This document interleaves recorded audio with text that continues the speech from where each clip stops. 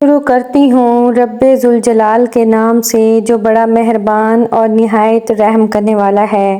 ایک بزم کے اندر حضرت علی علیہ السلام سے سوال ہوا، کون سے جانور بچے دیتے ہیں اور کون سے جانور انڈے دیتے ہیں؟ امام علی علیہ السلام نے جواب دیا کہ جن کے کان اندر ہیں وہ انڈے دیتے ہیں اور جن کے کان باہر ہیں وہ بچے دیتے ہیں۔ وہ آدمی جواب سن کر بیٹھا تو ایک دوسرا آدمی کھڑا ہو گیا اور یہی سوال دوبارہ دہرایا گیا، کون سے جانور بچے دیتے ہیں اور کون سے جانور انڈے دیتے ہیں؟ اب سائل بدلا تو حضرت علی علیہ السلام نے بھی خیرات بدلی، چونکہ حضرت علی علیہ السلام کبھی بھی سائل کو پرانی خیرات نہیں دیتے، اس لیے حضرت علی علیہ السلام کا جواب بھی بدلا۔ حضرت علی علیہ السلام نے جواب دیا، سن، جو اپنے بچوں کو دودھ پلاتے ہیں وہ بچے دیتے ہیں اور جو اپنے بچوں کو غذا یعنی دانہ کھلاتے ہیں وہ انڈے دیتے ہیں۔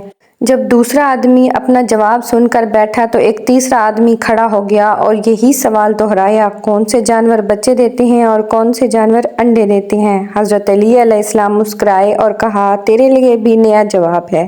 سن، جو اپنی غذا کو چبا کر کھاتے ہیں وہ بچے دیتے ہیں اور جو اپنی غذا کو صرف نگلتے ہیں وہ انڈے دیتے ہیں۔ مجمع پر حیرانی چھائی اور ہر کوئی خاموش ہو گیا۔ حضرت علی علیہ السلام نے فرمایا، خاموش کیوں ہو گئے؟ اگر اب بھی کسی کی تسلی نہیں ہو رہی تو سوال کرو، میں ابو طالب کا بیٹا علی تمہیں اس کی جواب میں ہر بار نیا جواب دیتا رہوں گا۔ وہ سوال دہراتے رہو اور ہر دفعہ نیا جواب ملے گا۔ حضرت امیر المومنین نے ان کے ہر سوال کا جواب الگ الفاظ میں اور ایک الگ طریقے سے دیا تو وہ لوگ ان پر حیرانی چھا گئی۔